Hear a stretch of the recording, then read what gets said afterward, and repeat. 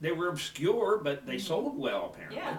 And so what happened is it got me in the Rockabilly Hall of Fame. Mm-hmm. Now the only problem with that is I couldn't translate that into any kind of an active performing situation. Right. Now there were rockabilly bands around Pittsburgh at the time Mm-hmm. that I got inducted, which was 1998. We finally had a ceremony down at Rosebud, and I put a band together and played at it. Mm-hmm. But it never went beyond that. Right. And the reason is Mm-hmm. I didn't have a big pompadour anymore. Mm-hmm. I didn't have long sideburns. I didn't have tattoos. I didn't look the part anymore, Yeah, you know? yeah. I didn't look like a rockabilly guy. Yeah. You see old pictures of me from the 60s, yeah, Mhm. then I did. Mm-hmm. But, you know, I was getting older and I didn't kind of fit the mold. Right. It was a youth market, you know. Yeah. So it never really became anything. Yeah. And it's an honor to be in it. It Yeah. really is. But Absolutely. you know, it's like I tell people that and $1.50 gets you a cup of coffee up the street. Of course. So I've never made any money playing music. It's always been a hobby. It's never Yeah. been a career. It's never been a job. Mm-hmm. I never wanted it to be. Right. Yes. So But you do have a variety of different projects coming Oh, up. yeah. I know you mentioned the Bonfire Night CD, of course, and then your act with KC. Right. Can you maybe just give us a little bit of background on like the CDs and the okay. projects? Well, with Casey, we have sung together for 25 years. Mm-hmm. And I met her at Moondogs one night at the meeting of the Pittsburgh Blues Society. And then got to know her when the society moved down to the back room on South Side. And she would sing a couple songs with me. Well, we had a 12th night at the church, and we were doing medieval music. And Right. I said, Casey, what do you want to sing? And she said, well, I never sung this kind of music before. So I made her up a tape of some of the songs we're going to do. She learned harmony parts. It clicked. It worked really well. So when I formed Company of Knaves, I asked her to be in it. And then we've sung, you know, off and on. But the Mandolin and Tambourine CD, which is the newest one that we've done, was just taken from stuff from the last 10 years. Now, I wrote the song Mandolin and Tambourine about her because she's the only person I know that plays, I joke about this, lead tambourine. Lead tambourine. Yeah, she just goes Something crazy. you don't hear every day. She You know? goes crazy on the tambourine. And at the time, I wrote that song, which was last fall. And I was reading an article about Ronnie Lane from The Faces. Ronnie Lane left The Faces and started living in a gypsy caravan and put together this thing, The Passing Show, where they traveled around. They had like a circus, Right. and they were like a traveling show. They would come into a village, set up, and play. And I thought, boy, this is a cool idea, Yeah. doing this, you know, this kind of gypsy thing. And something I kind of always wanted to do, but, you know, Yeah. I was always tied down with responsibilities. I couldn't just take off and do that. Yeah. But, so I wrote a song about people that were just traveling around, and that was Mandolin and Tambourine. Oh. And we made a new recording. It was the brand new recording from the CD. We recorded that particular song upstairs in my attic where I've got the studio. And it's been really well received every time we play it out. Yeah, I've heard it. Sounds really So- good. So, yeah. But that's how that situation came about. And then, of course, the Bonfire Night CD, it just seems like it's been endless, but it's really good. I'm real pleased with it. I can't say that I can find fault with anything, and I Right. can't say that much with many of my records. I did a record in 1972. We did it in the studio on a short term. We used all our money, my ex-wife and I, she used to sing with me at that time. Yeah. We went and did that album, and there were things I wished I had more time to work on and Yeah. go back to make it better. There was Of course. anything that was really wrong with it, I could say, oh, Right. this is bad, but it was just like, it was so rushed. Yes. I didn't get time to really explore what I wanted to with it. Mm-hmm. Bonfire Night, we went in, we recorded, then we tracked everything. We went back in, and if something just didn't sound right, Roland Poole was our engineer at Starglider Studio, and he did a Roland. great job, and he's a great producer. Yeah. And I don't think he's ever done anything quite like what we were doing, but he did a great job Yeah. putting us all together. Mm-hmm. And so that's what we had. We had that situation, and I'm so well pleased with it.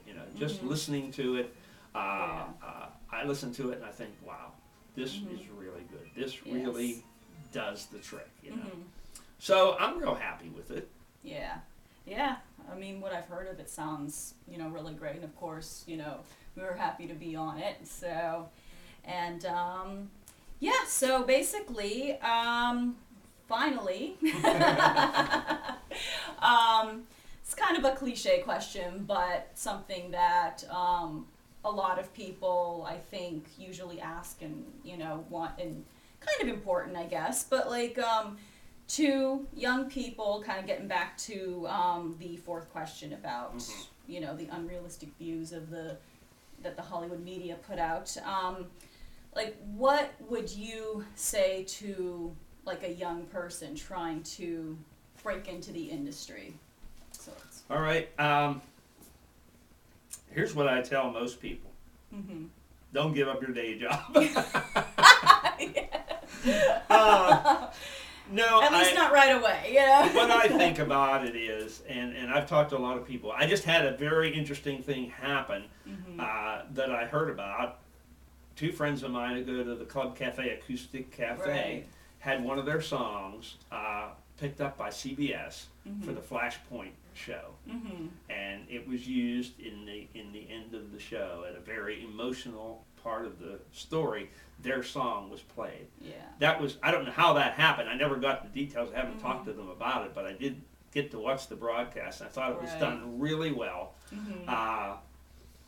But that is like, the only thing that I've seen in the Pittsburgh area where anybody kind of broke out and went beyond, just the local thing. I tell people, give it your best shot, but don't be disappointed if nothing happens. Because, it's one of those things that music isn't like it was in the 60s and 70s when they were signing everybody. But again, those people that got signed, a lot of them, they never made any money. So, I've heard of bands that were put on retainers for £50 a week. This was in England. And that's what that was their salary. And of course, £50 went further then than it does now, obviously. But still, that was kind of like they were living on the poverty level. They were a bunch of hippies, and nobody thought much about it. It was some money coming in, but that wasn't their focus. They weren't really trying to get rich. And people today get this idea, oh man, if I become a star, if I become another Britney Spears or something, I'll be wealthy and so forth. And those things just generally don't happen. They don't, no. But I mean, not that you shouldn't go after your passion. No, if you have a passion for it, go for it. You might be the one that gets picked. You might be the one that makes a success of it. Nobody knows. I was just talking to some people that I went to college with about the first time we saw the Beatles. And we were in college. It was my junior year. We were in the rec room. They had a TV, a little black and white TV about this big, and we were watching the Beatles for the very first time. We'd heard about them, never seen them. And I remember the whole audience there at the college, and you remember this was a religious college in the 60s. So was divided. About half the people thought they were fabulous. They thought they were great. I was in that group. I thought they really had something really cool. The other half, you had people saying, flash in the pan. They'll never go anywhere. Yuck. I mean, that was the kind of comments. And yet, we know what happened to the Beatles. We know that they were successful. Oh, absolutely. And but the thing is, it's like there are so many different levels of success today. I mean, some people, they're successful on a local level. Some people are successful on an international level, but just kind of doing it themselves. Well, the one thing that's great today is you can do it yourself. There are the means. You can buy the equipment. It's not that expensive. And you can record. You can make, I mean, Abbey Road was made on a 4-track machine. I mean, most of those classic tracks that we think of as classic rock were made on 4- and 8-track, mostly, recorders. And, I have an 8-track recorder upstairs. That is state of the art compared to some of the things they recorded on. Absolutely. But it's knowing how to use the equipment, too. I mean, just having the equipment doesn't do it. Right.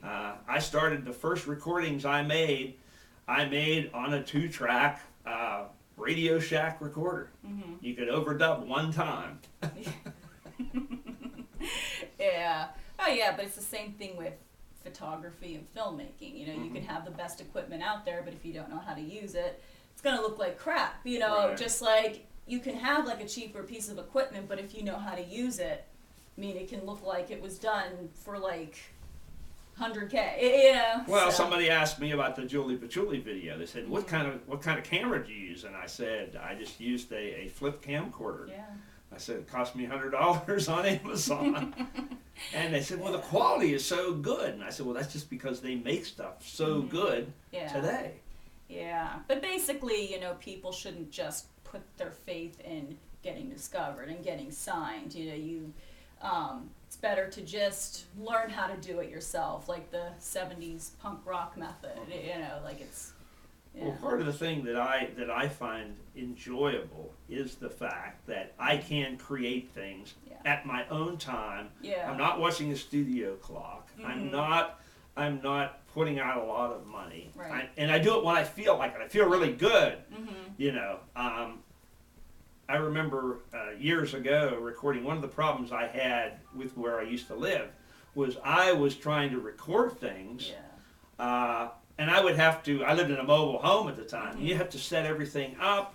And by the time you get everything set up, you're spending an hour, hour and a half, 2 hours setting stuff up. And then you go to record, you're already beat. Yeah. You've lost the edge. Mm-hmm. Now, if I feel like recording, it's up there. I just walk up, Yeah. I'm ready to go. Mm-hmm.